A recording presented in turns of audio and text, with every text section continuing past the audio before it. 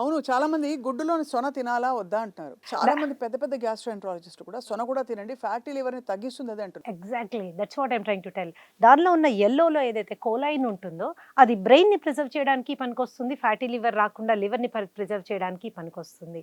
Normal వ్యక్తులు 2-3 గుడ్లు వరకు రోజుకి తీసుకోవచ్చు.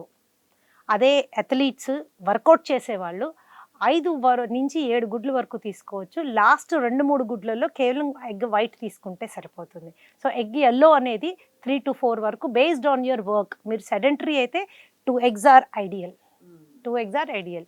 మళ్ళీ ఎగ్స్‌కొచ్చేసరికి we should always go for free range eggs.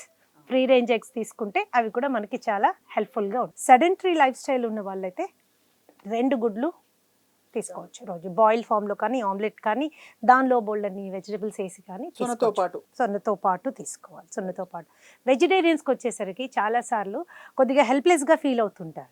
And మేము వెజిటేరియన్స్ అండి, ఎలాగా ఏంటి, మేమేమీ తినము, నాన్ వెజ్జే తినము, అయినా మాకు కొలెస్ట్రాల్ పెరుగుతోంది, ఎల్‌డీఎల్ పెరుగుతోంది, ట్రైగ్లిజరైడ్ పెరుగుతోంది, డాక్టర్ గారు మందులు పెట్టేశారని భయపడిపోయి బాధపడిపోతుంటారు. There are so many magic foods వెజిటేరియన్స్‌కి. అండ్ ఇందాకే చెప్పాను, చాలా చిన్న విషయం అది.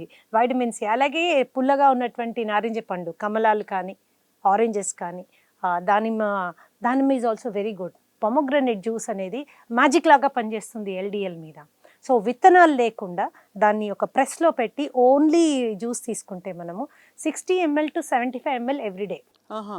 60 ml to 75 ml every day will do miracles with your LDL and your HDL. నియంతృత్వంతో ప్రజా ఉద్యమాలను ఆపగలరా?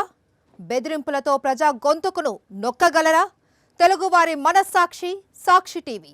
సాక్షి టీవీ ప్రసారాల కోసం వెంటనే మీ లోకల్ ఆపరేటర్ను సంప్రదించండి.